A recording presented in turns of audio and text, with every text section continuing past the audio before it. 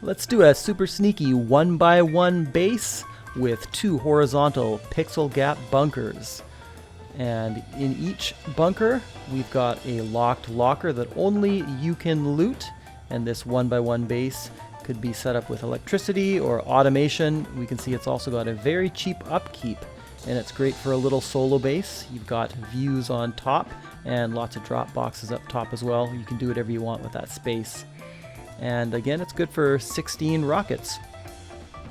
We can get into building one of these. There's just a spin around the outside. Could be expanded as well. Put down a couple of these square foundations, similar to the traditional horizontal pixel gap method, but the Game Lights video makes this a lot simpler, so thanks to him. Just lower your sensitivity to 0.01 or something like that. I'll leave a link in the description to this video, and then make your horizontal pixel gap bunker. Make sure you can see through it, that it works. And then we're going to start building. Just follow along here. We're just making a 1x1 kind of footprint, honeycomb 1x1, but we're going to carry that pixel gapped bunker onto each side. So we're high qualifying the main living space there.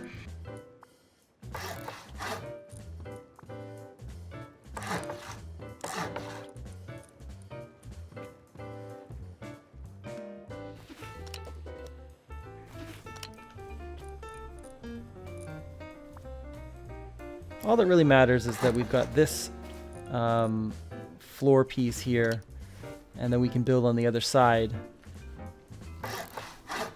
And there'll be a little gap because that one metal triangle piece is just a tiny bit higher. So there'll be a tiny gap. And now we've got it on each side. There's your kind of exit chute. There's an entrance. We're not going to put that there. And we're going to block this off. You can high qual more or less of this if you want to as well. I've got it set up as kind of a 16 rocket base, but you could kind of do more or expand it pretty easily as well.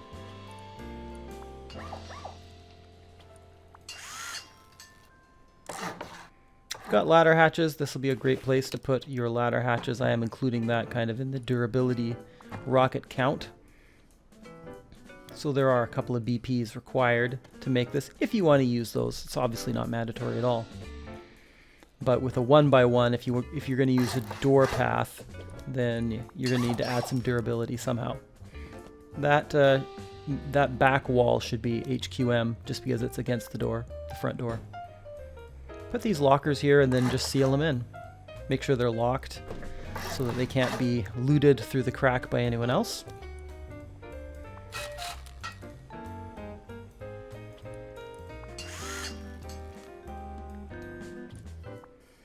And then when you go offline, you can store some of your, valuable stuff and kits inside these.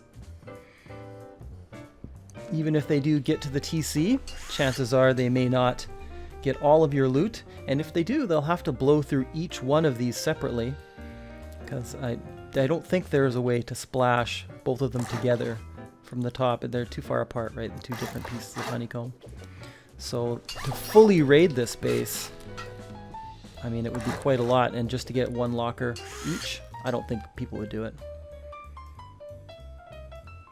Let's just close this in and make kind of a little shooting floor area on top, but you could do whatever you want with this area, including expanding the base to whatever your needs are. This is a solo base, I would say, and if you do have these armored doors, they're a really great addition. On the bottom especially, right out of your TC room, but in a couple of spots there where I've shown.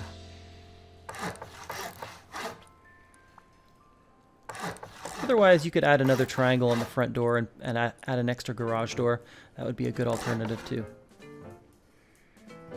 And just keep on building out here, nothing really radical happening. We're going to load this area just with drop boxes. And kind of when you're standing on some of these drop boxes, it will give you a nice viewing area. I do put hammers and some kits as well as a few frags in these boxes against the windows so that you can repair after you remove and replace the windows.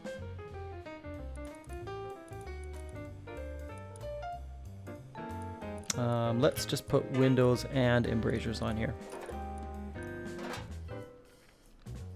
I always like to put windows in here just because you don't want people to spear in and soft side. Otherwise, I would probably do a different configuration if I didn't have any windows.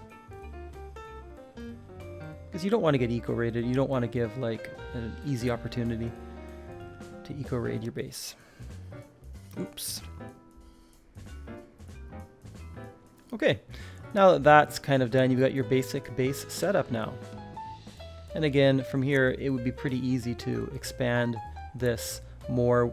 You could leave one of these triangles wood and then build up more, for example, or add triangles onto the door path and, you know, kind of a chute up, leading up, whatever you want. Put garage doors around here just for extra durability, just for kind of to even out the raid cost. If you don't want someone blowing in through a window or splashing in through there, and then having a cheaper way in.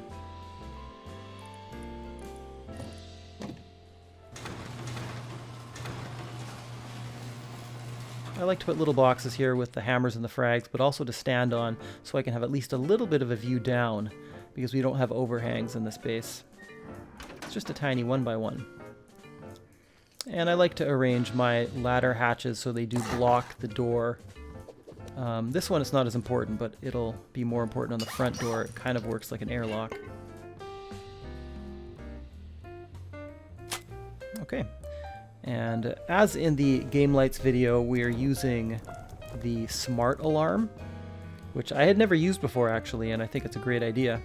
In some of the horizontal pixel gap videos I do before, I use some other items. But the smart alarm is pretty cool. Just leave a little space in the middle of your floor and you can loot both sides just by turning around. If you put a small box there, that's cool, and then just pick up the small box and then you can just kind of rotate around here, and it's really easy to do.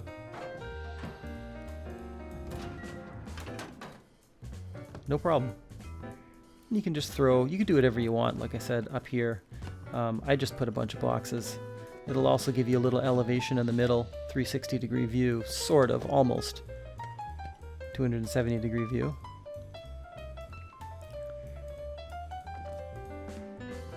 And just put boxes up here and we can wire it up with some power. As I mentioned, you could very easily put some automation in here, but this is a tiny base, so I mean, I think feeding the TC is probably not necessary, but I mean, if it's just like maybe a third base or something, maybe you'd want to do it if you don't think you're going to get up there.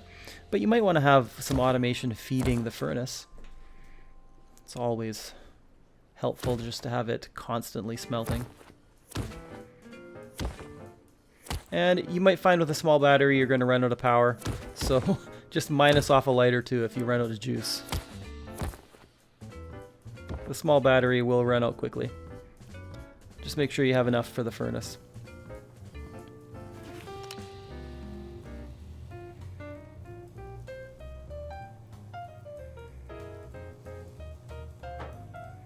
No problem. It's convenient enough you could just use it as regular storage even when you're online, because it's easy enough to loot as long as you've got a smart alarm. If you watch the Game Lights video, you will see some other items that you can use to loot. But I like this because you can stick it right in the middle and it's the perfect height.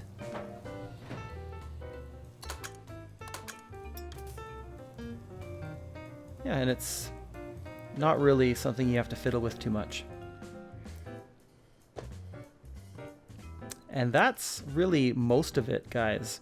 So if you have any questions, leave me a comment, leave me a question, and let me know what you think of this base.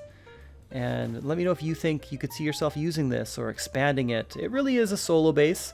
I guess I should note that I put all the boxes in there, but obviously you're going to have a bag in the top or in the bottom. I'd put a bag in the core, kind of as I motioned to do.